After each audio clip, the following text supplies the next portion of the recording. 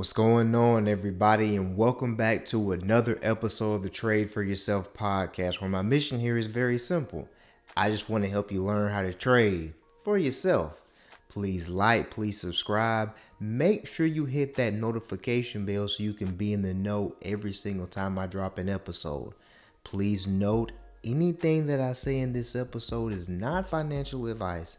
Please do your own research before investing into any stock. In this episode, we're going to talk about the second largest company in the world, which was formerly the first largest company in the world, Apple, ticker symbol AAPL. Apple stock has been dealing with a lot of difficulties in 2024, being down more than 11% year to date.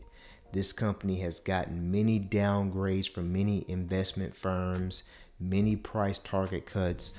A lot of people are even saying that, hey, this stock may not even be able to do what it was once doing, having an average annual return of 27%. And they may think the stock is even dead, and the stock may not even be capable of really truly being in your portfolio. But in this episode, I just want to add a little clarity and just break things down, try to really let you all know that I believe this is really truly a buying opportunity for us to really take advantage of in this particular stock.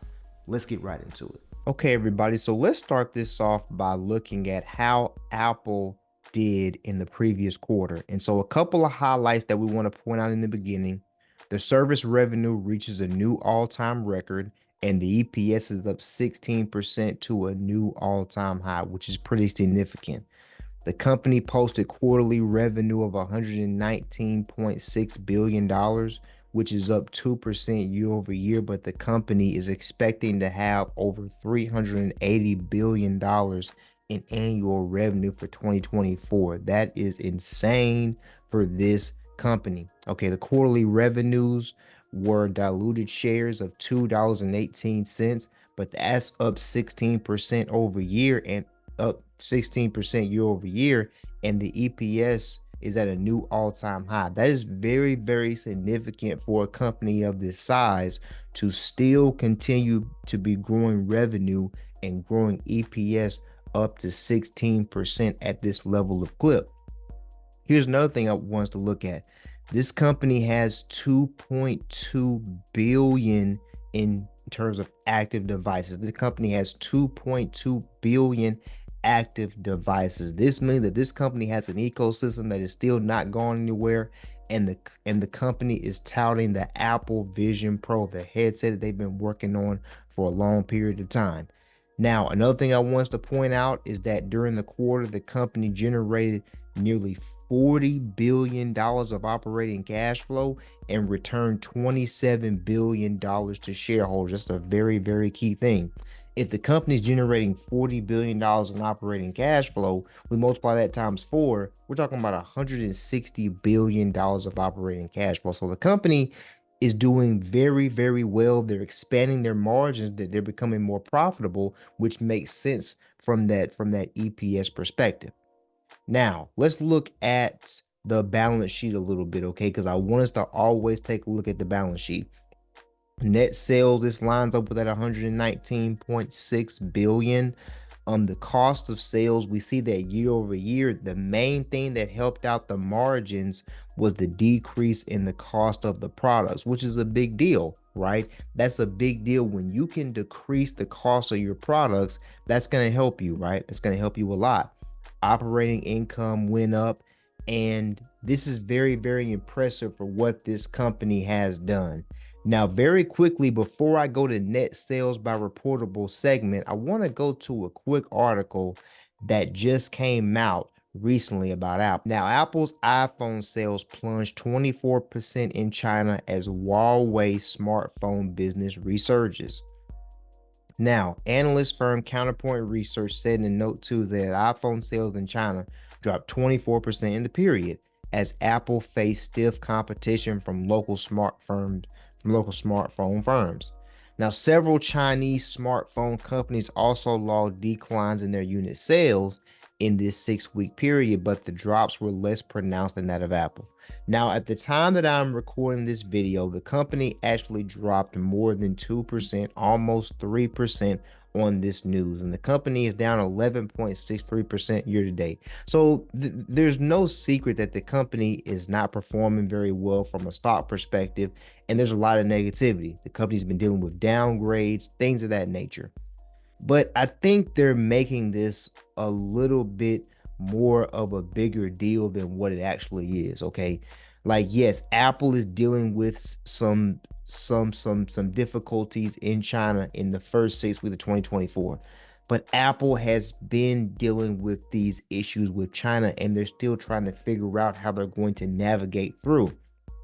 If I go back to the consolidated financial statements, though, if we just look at net sales by reportable segment, yes, China is more than 17% of the revenue that Apple got in 2023. But it's even less than what they got in the year 2022. So if you think about it, the company's making more money in the Americas, the company's making more money in Europe, it's making more money in Japan, and it's making more money in the rest of Asia Pacific. So right now, the company is just dealing with a short-term issue, or we can transfer to a long-term issue, because the company's been dealing with a lot of issues, even going back to 2022 and related to COVID. But this is not that big of a deal in terms of what Wall Street is making this out to be, okay? Apple is a great company. Apple, if we keep going down this particular balance sheet, if we add up cash and cash equivalents, marketable securities, and we add up these non-current assets, marketable securities, this company has over $172 billion in balance sheet in terms of cash on its balance sheet. We're talking about $40 billion in operating cash flow, 2.2 billion active devices, and 1 billion paid subscribers. So if you look at this, yes, you may see this article, and seeing an article like this, it's going to scare investors. It's going to have the algorithms continuing to sell the stock. But at the end of the day, I promise you guys, it's not that big of a deal, and the company's going to figure it out. Like, I know that this company's going to figure out what they got going on. At the end of the day, Apple is still a behemoth of a company that we should still be considering putting our dollars into for investments. There's a lot of negativity around the name, and with the way the market is going on right now, and the way that the market is appreciating due to AI, the company is going to have to really truly let us know what it's going to do at WWDC in regards to its strategy around generative AI. Now, I believe the company is going to have a good strategy, and the company has 1 billion paid subscribers and 2.2 billion active devices. So the company has the ecosystem that it needs to be able to become profitable from this particular AI strategy, whatever it is. But as long as they can figure it out, this company is where it needs to be if you want to buy it over the long term. As always, I appreciate you all for tapping into another episode of the Trade for Yourself podcast. Please like, please subscribe. Let me know in the comments what you think about Apple stock. Let me know if you think that this is really truly an opportunity for you to put your money to work in the second largest company in the world. As always, remember, don't pay for it. Trade for it. I'm going to tap in with y'all in the next episode.